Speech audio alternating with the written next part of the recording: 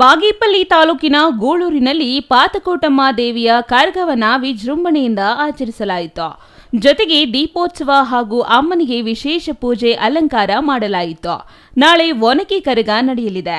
ಇಂದು ಹಸಿ ಕರಗ ಹಾಗೂ ಹೂವಿನ ಕರಗ ಹೊತ್ತ ಸ್ವಾಮೀಜಿಯವರು ತಮಟೆಯ ಲಯಬದ್ಧನಾದಕ್ಕೆ ಅನುಗುಣವಾಗಿ ನರ್ತಿಸಿ ಪ್ರೇಕ್ಷಕರನ್ನ ರಂಜಿಸಿದರು. ಗ್ರಾಮದಲ್ಲಿ ಹಸಿ ಕರಗವನ್ನು ನೋಡಲು ಸುತ್ತಮುತ್ತಲಿನ ಹಳ್ಳಿಯ ಜನರು ಭಾರೀ ಸಂಖ್ಯೆಯಲ್ಲಿ ಆಗಮಿಸಿದ್ದರು. ಗ್ರಾಮೀಣ ಪ್ರದೇಶದಲ್ಲಿ ನಡೆಯುವ ಕರಗ ಮಹೋತ್ಸವವಾದ ಕಾರಣ ಗುಡ್ಡಗಾಡು ಪ್ರದೇಶಗಳಿಂದ ಹೆಚ್ಚಿನ ಸಂಖ್ಯೆಯಲ್ಲಿ ಜನರು ಆಗಮಿಸಿದ್ದರು. ಹಾಗಾಗಿ ಭಾರೀ ಜನಾಕರ್ಷಣೆಯೊಂದಿಗೆ ಕರಗ ಮಹೋತ್ಸವ ಯಶಸ್ವಿಯಾಯಿತು.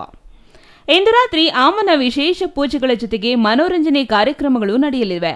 ಆಗಮಿಸುವ ಭಕ್ತಾದಿಗಳಿಗೆ ವಿಶೇಷವಾಗಿ ಅನ್ನಪ್ರಸಾದ ವಿತರಣೆ ಏರ್ಪಡಿಸಲಾಗಿದೆ. ಗೂಳೂರಿನಲ್ಲಿ 3ನೇ ಬಾರಿ ಈ ಕರಗ ಮಹೋತ್ಸವ ಆಚರಿಸಿದ್ದು, ಗೂಳೂರು ಹೋಬಳಿಯಾದ್ಯಂತ ಅಪಾರ ಜನಸ್ತೋಮ ಈ ಕರಗ ಮಹೋತ್ಸವಕ್ಕೆ ಹರಿದು ಬಂದಿತ್ತು.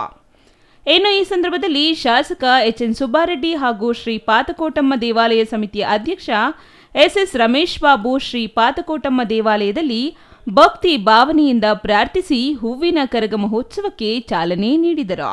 Ganesh R, CTV news, Bagepalli.